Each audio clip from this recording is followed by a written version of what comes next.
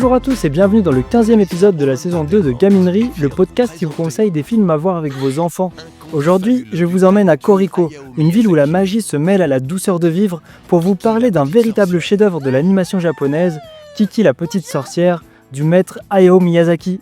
Je suis sûr que si l'on vous parle de Miyazaki, vous pensez spontanément à Mon voisin Totoro ou Princesse Mononoke. Ce sont des géants, des incontournables. Et pourtant, il y a dans l'œuvre de ce réalisateur de génie, un film qui, à mon sens, mérite une place tout aussi spéciale dans nos cœurs. Un film qui nous enveloppe d'une tendresse et d'une poésie rare. Kiki la petite sorcière. Ce qui frappe d'emblée dans Kiki, c'est sa douceur. Chaque plan est une caresse, chaque couleur une aquarelle. Miyazaki nous immerge dans un univers où la magie est simple, où les balais volent dans le ciel azur, où les villes ont le charme des villages européens d'antan. C'est un film qui prend son temps, qui nous invite à savourer chaque instant, chaque rencontre, et cette douceur, loin d'être naïve, est porteuse d'une grande profondeur. Mais avant d'aller plus loin, de quoi ça parle ? À l'âge de 13 ans, Kiki, une jeune sorcière, doit quitter sa famille pour vivre sa propre vie et s'installer dans une nouvelle ville. Elle s'installe à Koriko, une ville en bord de mer où elle va utiliser ses pouvoirs pour rendre service aux habitants en tant que livreuse.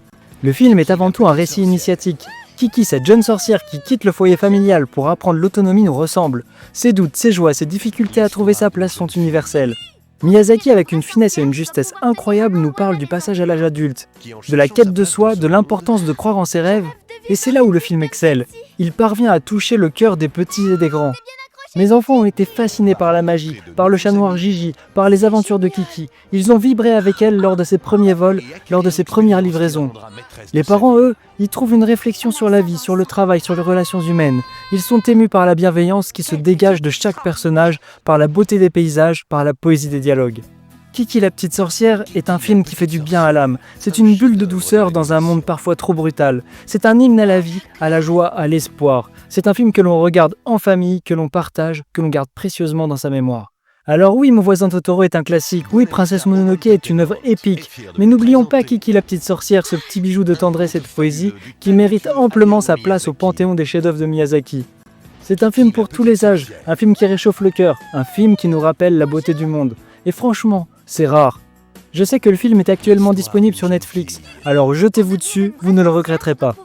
Et voilà, c'est fini pour cette fois. Abonnez-vous pour ne louper aucun épisode, que ce soit sur la chaîne YouTube ou sur le podcast. Il y a une page Facebook si vous voulez laisser des commentaires. À bientôt.